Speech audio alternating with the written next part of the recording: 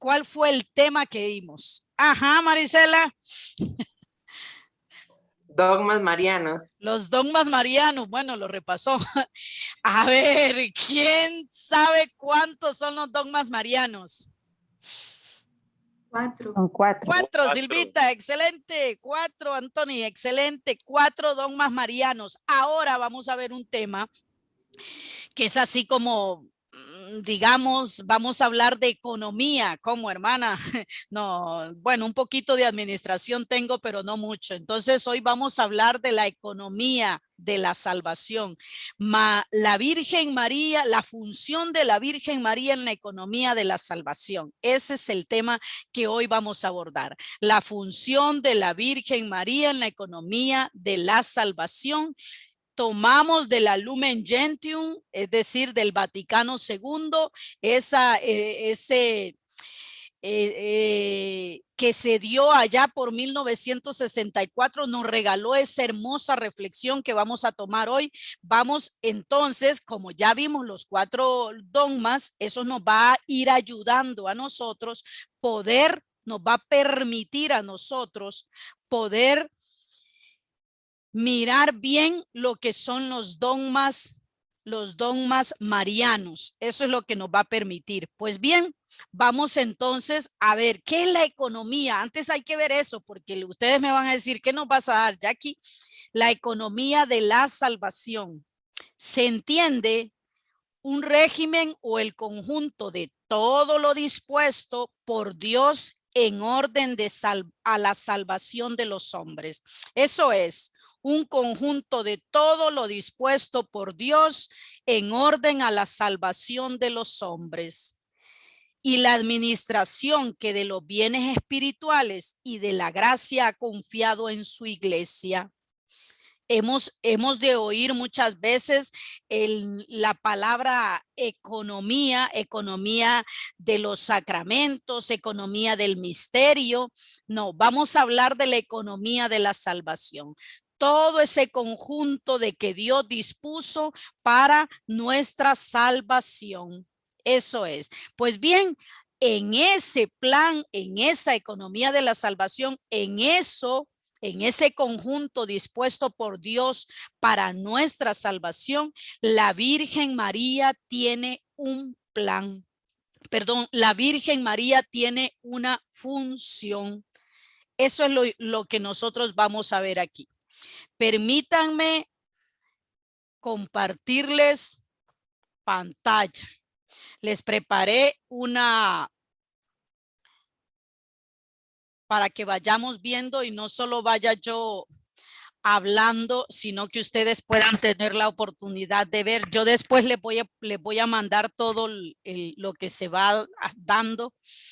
La función de la Virgen María en la economía de la salvación. Puse el Lumen Gentium, que es un documento del Concilio Vaticano II, donde nuestra iglesia vive la renovación allá en 1964. Nuestra iglesia tiene el Vaticano II, así se llamó ese concilio. Recuerden que hemos tenido muchos. Ese es el último. Ya casi toca uno, pero el Espíritu Santo es el que lo dirige. Pues bien, ahí en ese documento de ese concilio se quiso tocar este punto tan importante. Muy bien. Los libros del Antiguo Testamento narran la historia de la salvación en la que paso a paso se prepara la venida de Cristo. Ya los libros del Antiguo Testamento empiezan a narrar y la tradición venerable manifiesta de un modo cada vez más claro, eso lo va dando, la función de la Madre del Salvador en la economía de la salvación y vienen como a ponerla delante de los ojos. No vamos a decir, pero la Virgen apareció ahí como en el Nuevo Testamento. Sí, claro, pero también desde el Antiguo Testamento ya vienen narrándonos historia de la salvación y nos van mostrando que sí, que va a ser la Virgen María. Se menciona en el Nuevo Testamento con nombre, ¿sí? Y lugar donde vivía. ¿sí? Pero desde el Antiguo Testamento ya hemos visto cómo paso a paso se prepara esta venida. Va dándose en estos primeros documentos, tal como se leen en la iglesia y tal como se interpretan a la luz de una revelación ulterior y plena, evidencian poco a poco de una forma cada vez más clara, la figura de la mujer madre del Redentor. Bajo esta luz, hermanos, aparece ya proféticamente bosquejada en la promesa de la victoria sobre la serpiente. Hoy sí voy a necesitar que ustedes tengan ahí la Biblia. No sé si la tienen por ahí. Vamos a participar. Hecha a los primeros padres caídos. ¿Se acuerdan de esto? Del Génesis 3:15. ¿Saben cómo se le llama al Génesis 3:15? Se le llama protoevangelio. ¿Por qué se le llama protoevangelio? Si la Virgen todavía no se mencionaba. Esta frase, lo que estamos viendo, yo les puse esa figura ahí como para que la miremos. Dios Padre, la Virgen, Jesús, la cruz. La cruz, vean la cruz de Jesús, ¿a dónde está? Vean a nuestros primeros padres ahí, Adán y Eva, y vean lo que dice el protoevangelio. Pondré enemistad entre ti y la mujer, y entre tu simiente y su simiente. Él te herirá en la cabeza y tú lo herirás en el talón.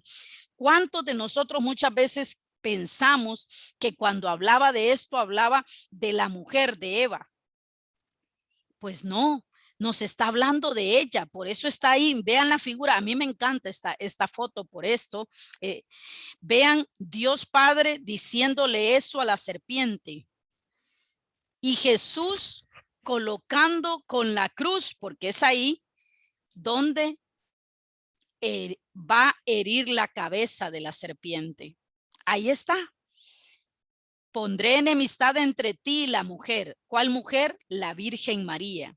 Por eso se le llama el protoevangelio. Entonces, hermanos, estamos hablando, por eso dice que economía de la salvación es el conjunto de lo que va a ir dándose de todo lo dispuesto por Dios en orden de la salvación de los hombres. Desde aquí empezamos. Nuestros primeros padres caen, pero Dios Padre ya da una respuesta, ya está. Ya habla de nuestra Madre Santísima en el Génesis 3:15. Desde ahí ya está mencionada nuestra Madre. Pues bien, y continúa.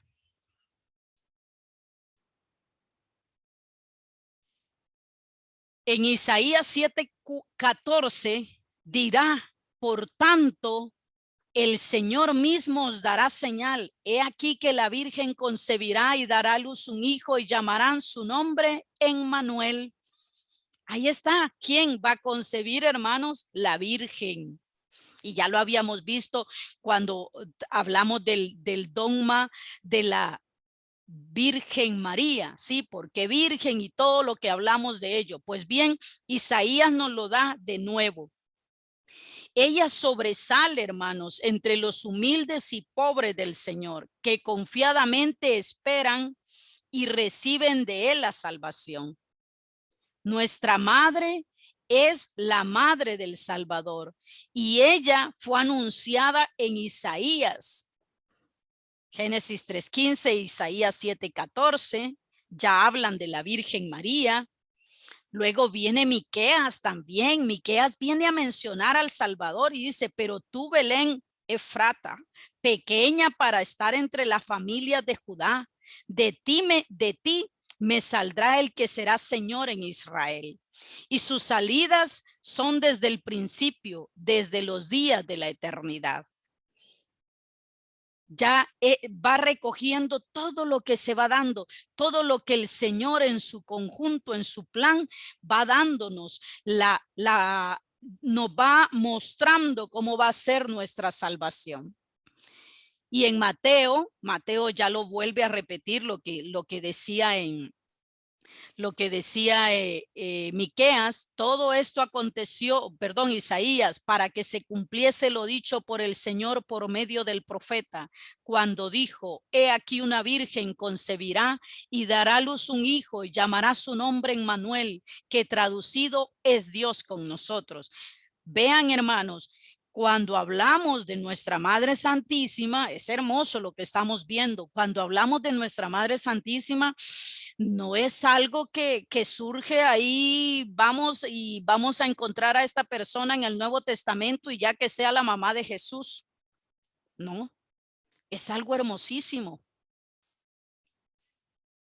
Es algo que debemos de reflexionar muy bien, porque es algo que el Padre, Dios Padre, ya lo venía tomando y dando, dirá en su momento. El Padre de la Misericordia quiso que precediera a la encarnación. Oigan esto, hermanos, la aceptación de la madre predestinada, para que de esta manera, así como la mujer contribuyó a la muerte, también la mujer contribuye a la vida. Para mí esto me pone así como, ¿pero esto qué es? Es decir, el Padre Celestial quiso que antes de que el Jesús se encarnara en el vientre purísimo de María, tenía que permitirle la aceptación de la madre. No sé ustedes, pero si se dan cuenta, nosotros esto, el Ángelus, lo hacemos 3 veces al día. 6, 12 y 6. El Ángelus. Ahora sería el Regina Shelley, vea que me cuesta pronunciar eso. Pero en Pascua, pero siempre es ¿por qué el Ángelus? ¿Por qué para los católicos es tan importante recordar la anunciación? Por esto, porque se abre, se da cumplimiento a todo lo que ya atrás hemos venido viendo. Ya aquello que dijo Dios: pondré enemistad entre ti y la mujer, entre tu linaje y el suyo, su linaje pisoteará tu cabeza, y todo eso. Y después viene que el Padre de la Misericordia quiso que precediera la encarnación. Es decir, no solo fue, bueno, que se encarne Jesús en el vientre de la Virgen, no. Que haya una aceptación de la madre predestinada. Ya María era predestinada, pero hay una aceptación para que de esta manera, así como la mujer contribuyó a la muerte, oiga esto, qué hermoso, también la mujer contribuye a la vida. Así como el enemigo hizo caer a nuestros primeros padres en el Edén, así de esta manera el diálogo que tiene el ángel con María nos da la vida, ¿sí? Y en este diálogo tan hermoso del cual nosotros ya hemos hablado, que es algo hermosísimo, nosotros podemos tener esta experiencia.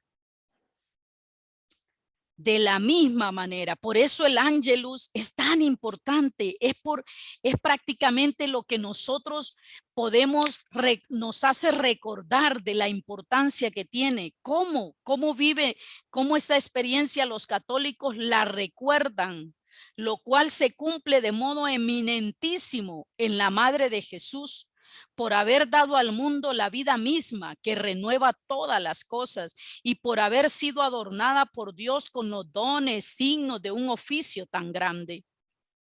Por lo que nada tiene de extraño, hermanos, que entre los santos padres prevaleciera la costumbre de llamar a la Madre de Dios totalmente santa e inmune de toda mancha de pecado. Ya lo habíamos dicho en el dogma de ¿cuál?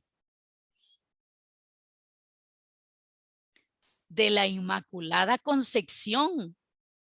inmune de todo pecado, como plasmada y hecha una nueva criatura por el Espíritu Santo, enriquecida desde el primer instante de su concepción con el resplandor de una santidad enteramente singular. La Virgen Nazarena, hermanos, por orden de Dios es saludada por el ángel, ¿sí?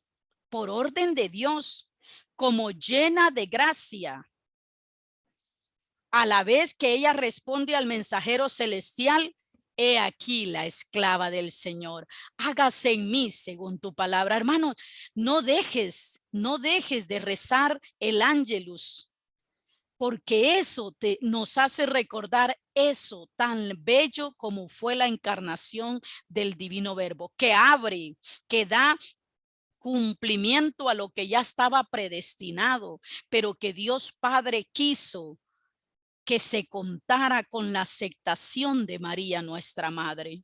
Por eso el fiat a todo mundo lo detiene. Dicen que en ese momento, cuentan los devotos de nuestra Madre Santísima, que en ese momento el mismo cielo se detuvo cuando a la madre le preguntaran si decía sí. Por eso el sí de María. Quiero decir que sí, dice un canto, como tú, María, detenerse. Dios Padre, Dios Hijo, Dios Espíritu Santo, los ángeles, arcángeles, santos, los profetas y todos. ¿Qué dirá la Madre del Salvador? Vean la importancia de ese sí. Es que, es que es algo hermosísimo, por eso el Ángelus es tan importante en la iglesia, por eso recordamos tres veces al día esa anunciación. Fue algo hermoso, y no solo hermoso, fue profundo, fue grande, marcó nuestra historia de la salvación, nuestra economía de la salvación. Así María, hija de Adán, al aceptar el mensaje divino, se convirtió en madre de Jesús, y al abrazar de todo corazón y sin entorpecimiento de pecado alguno la voluntad salvífica de Dios, se consagró totalmente como que la esclava del Señor a la persona y a la obra de su Hijo, sirviendo con diligencia al misterio de la redención con él y bajo él, con la gracia de Dios omnipotente. Y los santos padres, entre ellos San Irineo, dice que María, obedeciendo, se convirtió en causa de salvación para sí misma y para todo el género humano. ¿Sí? María, lo dirá la Lumen Gentium, y me fascina esto que debemos de aprendernos nosotros de memoria, hermanos. No fue un instrumento puramente pasivo en las manos de Dios, sino que cooperó a la salvación de los hombres con fe y obediencia libres. Alguien a veces nos quieren poner a nuestra Madre Santísima como quien, bueno, vas a ser la mamá del Salvador, vas a tener a Jesús, pero después, chao, chao. ¿Sí? Después tú te apartas y nada más, solo serviste para eso. Por eso nuestros hermanos separados en la fe no entienden, no comprenden esto, porque no han visto toda la historia de la salvación. Es por eso importante que la economía de la salvación, la función de la Virgen en la economía de la salvación, debemos de profundizarla. Nuestra Madre Santísima no fue un instrumento puramente pasivo en las manos de Dios, sino que cooperó a la salvación de los hombres con fe y obediente libre. Por eso no pocos padres antiguos afirman gustosamente con él en su predicación: el nudo de la desobediencia de Eva fue desatada por la obediencia de María, que lo atado por Eva con su incredulidad fue desatado por la Virgen María mediante su fe. ¿Sí? Aquello que ató, aquello fue desatado por nuestra madre. Por eso no podemos entender cómo nuestra madre es alguien pasivo en la economía de la salvación. No fue un instrumento puramente pasivo. Tan bello nuestro Padre Celestial que hasta en el Ángelus, en el anuncio le pide le quiere oír el sí de ella, ¿sí? Y nuestra madre lo hace de una manera única y espectacular. He aquí la esclava del Señor, hágase en mí según su palabra. Vean esto entonces, comparándola con Eva, llaman a María madre de los vivientes, afirmando aún con mayor frecuencia que la muerte vino por Eva, la vida por María. ¿Sí?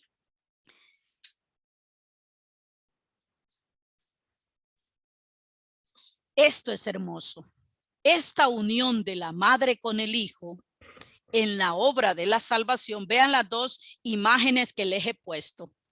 Está la imagen de nuestra madre con el bebé, con el niño, y de nuestra madre con Jesús, porque aquí está la economía de la salvación que viene desde Génesis. Vean esto, esta unión de la madre con el hijo en la obra de la salvación se manifiesta desde el momento de la concepción virginal de Cristo hasta su muerte.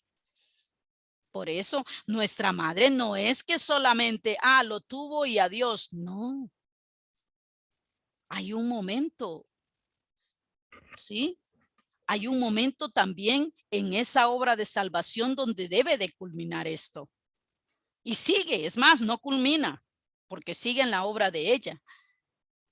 Vean esas dos imágenes. Esta unión de la madre con el hijo en la obra de la salvación se manifiesta desde este momento en que es concebido hasta el momento de su muerte. En primer lugar, cuando María, poniéndose con presteza en camino para visitar a Isabel, fue proclamada. ¿Qué le dijo Isabel? Hermanos, ¿qué le dijo Isabel a nuestra Madre Santísima? ¿Quién soy yo para que venga a mí la madre de mi Señor? Esta frase es única. Por esta bienaventuranza, a causa de su fe en la salvación prometida, a la vez que el precursor saltó de gozo en el seno de su madre, y en el nacimiento, cuando la madre de Dios, llena de gozo, presentó a los pastores y a los magos a su hijo primogénito. Ya dijimos lo de primogénito, hijo consagrado. No es que nuestra madre Putis, como es primero, tuvo después más. No, eso ya lo veíamos en la anterior, que lejos de menoscabar, consagró su integridad virginal. Y cuando echa la ofrenda propia de los pobres, lo presentó al Señor en el templo y oyó profetizar en Simeón que lo que le iba a pasar. Sí, lo que le iba a pasar. Después de haber perdido al niño Jesús y haberlo buscado con angustia, sus padres lo encontraron en el templo, ocupado en las cosas de su padre, y no entendieron la respuesta del hijo. Pero su madre, ¿qué hacía? Conservaba todas estas cosas para meditarlas en su corazón, nos dirá Lucas capítulo 2, versículo del 41 al 51. Pero su madre guardaba todas estas cosas, meditándolas en su corazón. Nos pasa a veces. Hay cosas, hermanos, que no son comprensibles en nuestra vida. Hay cosas que hay que aprender de ella desde aquí, que usted no las va a comprender de primero. Dolorosas, difíciles, pero tenemos que aprender como María a tenerlas, porque el Señor también hay que preguntarle, Señor, ¿qué quieres que aprenda de esto que estoy viviendo? Si a usted que está cerca del Señor le acontece algo difícil, siempre como María dígale y guárdelo en el corazón, Señor, ¿qué me quiere decir con esto? ¿Qué quieres que yo aprenda de esto? Ese es guardar las cosas en su corazón. El Señor siempre nos quiere hablar. Siempre nos quiere decir algo. Sí. Y aquí también nuestra madre. Ya vimos su nacimiento, ya vimos Jesús presentado en el templo, una espada atravesará tu alma, ya vimos a Jesús ahí en esa cruz, le atravesó el alma a María, vivió María esa experiencia difícil. Pues bien, en la vida pública de Jesús aparece reveladoramente su madre. Ya desde el principio, cuando en la boda de Caná, movida a misericordia, suscitó con su intercesión el comienzo de los milagros de Jesús. Hermanos, me voy a detener aquí. Ustedes, quiero que alguien haga el favor de leer el Evangelio de San Juan, capítulo 2. Evangelio de San Juan, capítulo 2, versículo del 1 al 11. ¿Alguien nos hace el favor de leerlo? ¿Quién me dice que ya está listo y lo lee? Silvita, te escuchamos. 3 días después de las celebraciones, 3 días después se celebraron unas bodas en Caná de Galilea, y la madre de Jesús estaba allí. Jesús también fue invitado con sus discípulos. Y como faltaba vino, la madre de Jesús le dijo: «No tienen vino». Jesús le respondió: «Mujer, ¿qué tenemos que ver nosotros? Mi hora no ha llegado todavía». Pero su madre dijo a los sirvientes: «Hagan todo lo que él les diga». ¿Hasta cuál era, hermana? Perdón. Hasta el 11. Okay. Había allí 6 tinajas de piedra destinadas a los ritos de purificación de los judíos, que contenían unos 100 litros cada una. Jesús dijo a los sirvientes: «Llenen de agua estas tinajas», y las llenaron hasta el borde. «Saquen ahora», agregó Jesús, «y lleven al encargado del banquete». Así lo hicieron. El encargado probó el agua cambiada en vino, y como ignoraba su origen, aunque lo sabían los sirvientes que habían sacado el agua, llamó al esposo y le dijo: «Siempre se sirve primero el buen vino, y cuando todos han bebido bien, se trae el de inferior calidad. Tú, en cambio, has guardado el buen vino hasta este momento». Este fue el primero de los signos de Jesús, y lo hizo en Caná de Galilea. Así manifestó su gloria, y sus discípulos creyeron en él. Muchas gracias, Silvita. Pues bien, voy ahora a compartirles, queridos hermanos, algo que nos va a ayudar a poder comprender un poco. Vean la simbología que tiene esta. Muy bien, toda la simbología, todo lo que hay en la boda de Caná. Hay agua, hay vino, está la Madre de Dios, muchos símbolos.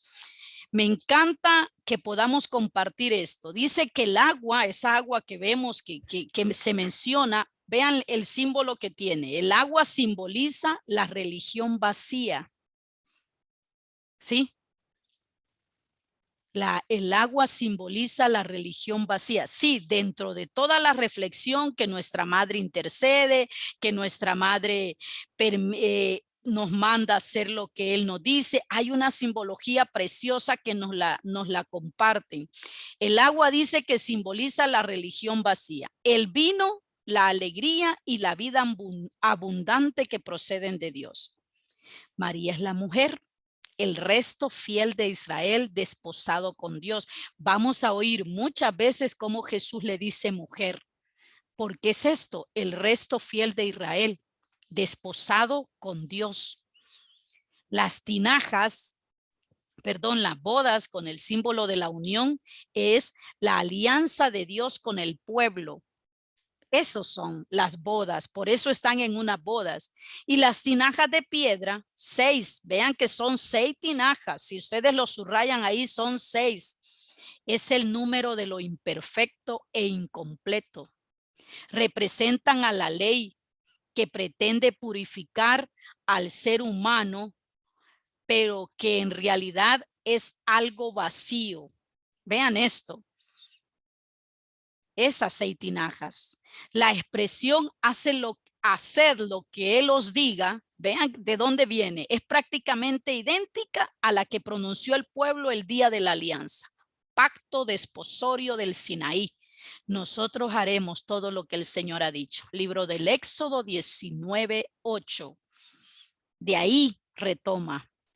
Que sea el comienzo de los signos, hace de este el prototipo y clave de la interpretación de los que seguirán en total. Serán 7, el número que expresa plenitud, ¿sí? Y aquí, con estas claves, podemos comprender que lo que ocurre en Caná preanuncia que la boda de la cruz y de la mañana de la Pascua. 2 cosas. María será llamada de nuevo ¿cómo? ¿Cómo le llama? Mujer, ahí tienes a tu hijo. Como símbolo del pueblo fiel del Antiguo Testamento que ha generado al Mesías y al nuevo pueblo. El discípulo amado, mujer, ahí tienes a tu hijo. María Magdalena, por su parte, es la otra mujer, símbolo de la iglesia que se desposa con Jesús en el huerto o en el jardín, imagen del Edén y del huerto del Cantar de los Cantares, ¿sí? La boda en la que falta el vino simboliza la antigua alianza que va a ser sustituida por la nueva en la que se dará el vino del Espíritu. Su consumación vendrá en la cruz. Esa será la hora de Jesús. Por eso Él le dice, mujer, todavía no ha llegado mi hora. Está hablando de la hora. ¿Y cuál es la hora? La consumación de esta economía de la salvación. ¿Cuál es? La redención de Cristo en la cruz, hermanos. En la boda de Caná, el agua puede bien simbolizar la ignorancia en que nos encerramos cuando nos reducimos al ego y a la mente. Una ignorancia que es carencia y sufrimiento. Vean lo que puede simbolizar esa agua en las bodas. El vino, por el contrario, es expresión de la vida y el gozo, y cómo Jesús accedemos a él en cuanto nos liberamos de nuestras perspectivas egoicas, ¿sí? Egoístas. Cada una de estas simbologías que tenemos aquí, todo lo que simboliza el agua, todo lo que nos da la experiencia. Y aquí está, para el evangelista, la nueva alianza se inicia ahora con la vida pública de Jesús. Su consumación vendrá en la cruz. Esa será. Por eso le dice a ella, mujer, todavía no ha llegado mi hora. Ya sabe de qué están hablando, ¿sí? Vean, hermanos, esta es lo que podríamos, una simbología que Enrique Martínez Lozano nos regala. Es un teólogo que nos regala esta simbología de la boda de Caná, que está toda esa hermosa reflexión que sacamos siempre. Nuestra madre intercede, ella nos manda a hacer lo que él nos dice, pero todo lo que significa en las bodas de Caná.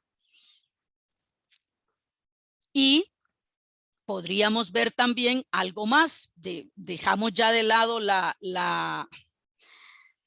parte de la boda de Caná, y hay una frase que también deberíamos de retomar, Marcos 3:35. Continuamente se dice que Jesús, cuando alguien le habla de su mamá o cuando habla de su mamá, siempre dice, quien cumpla la voluntad de Dios, ese es mi hermano, mi hermana y mi madre. Te buscan tu madre y tus hermanos. Es que quien cumpla la voluntad de Dios, ese es mi hermano. Y nosotros sabemos que la que dijo, aquí está la esclava del Señor, hágase en mí según tu palabra, fue ella. Por eso Él lo vuelve a decir. Ya estamos hablando de María, nuestra madre. Y en Lucas 11:27 dice esto. Estaba él diciendo estas cosas cuando alzó la voz una mujer de entre la gente y dijo, dichoso el seno que te llevó y los pechos que te criaron. Pero él dijo, dichosos más bien los que oyen la palabra de Dios y la guardan.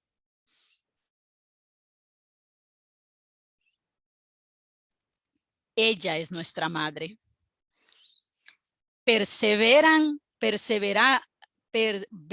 perdón, aquí me equivoqué.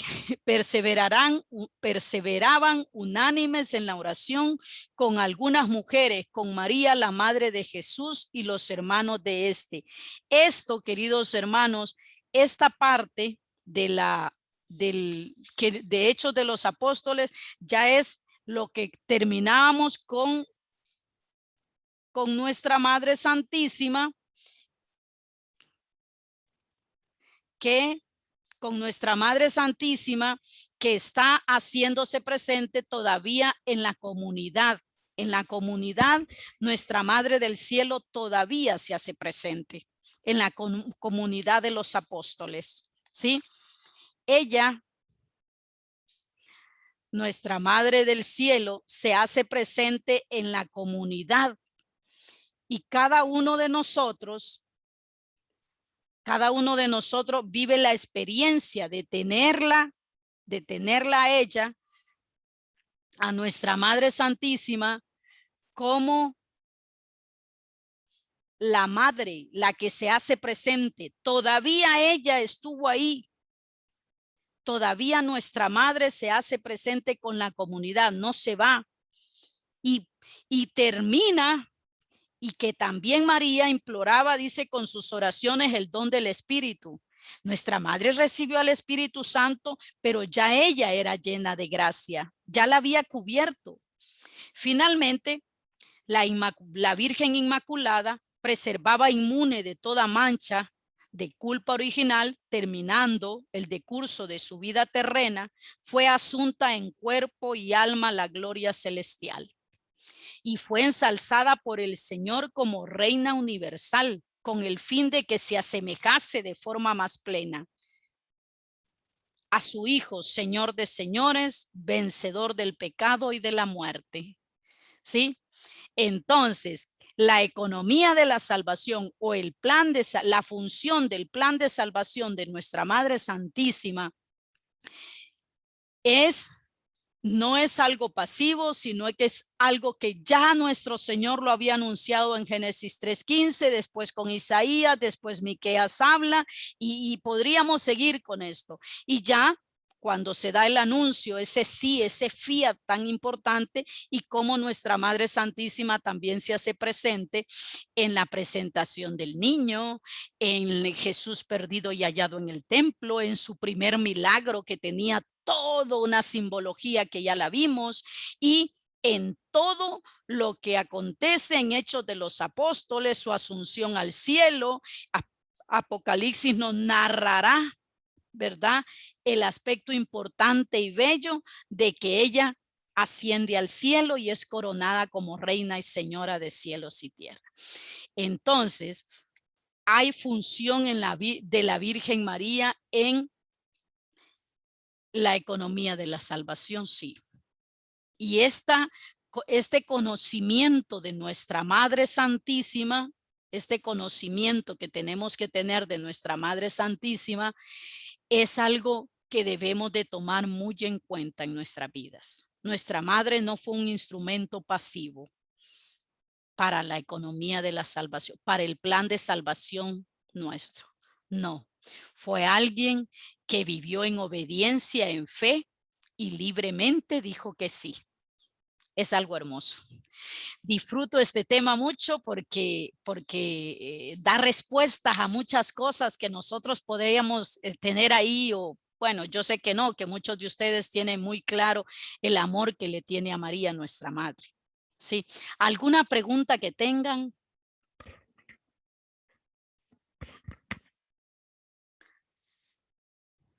¿No tienen preguntas? La hermana Bárbara dice que se la va a hacer. Ya se las tengo preparadas. Si no preguntan, pregunto, ¿verdad? Pueden activar sus cámaras. Queremos ver sus rostros, que aún están en esta vida.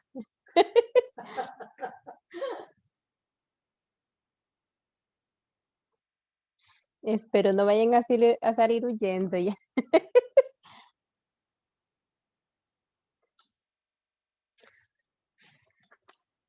Ajá. Pregunto. ¿Qué nos va a dar? Díganme. El premio El Gordo de Bre- Ay, Dios mío.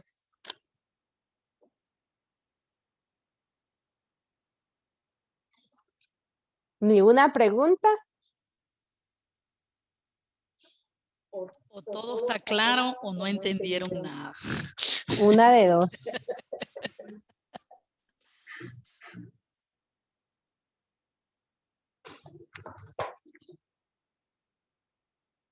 Es un silencio de amor, hay que cantarles.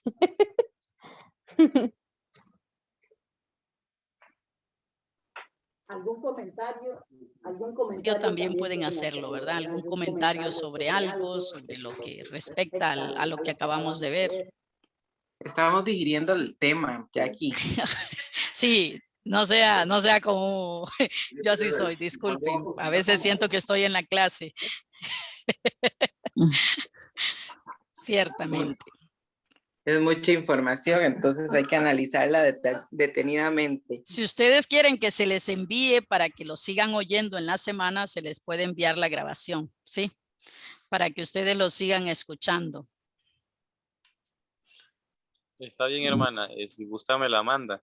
Muy bien. Bueno, a mí me gustó, bueno, todo en sí, pues siempre la parte, digamos, que me impacta a mí en lo personal es en las bodas de Cana, ¿verdad? Donde se da el primer milagro y a donde María viene e intercede, ¿verdad? Esa siempre es la parte, digamos, que me impacta. Y también en el momento pues, de la anunciación, cuando ella, ¿verdad? Como ya lo hemos escuchado más de una sola vez, dice, sin saber lo que venía, se entregó y se hizo la esclava del Señor en ese momento. Entonces, a mí en lo personal, esa es la parte que me gusta, el milagro, ¿verdad? Donde sucede el primer milagro que ella intercede y también pues donde viene y se convierte en esclava del Señor, la sierva, y también pues eso a mí personalmente lo llevo a mi corazón, ¿verdad? Y me pregunto, Anthony, te estás entregando, estás siendo siervo, estás haciendo lo mismo que hizo María,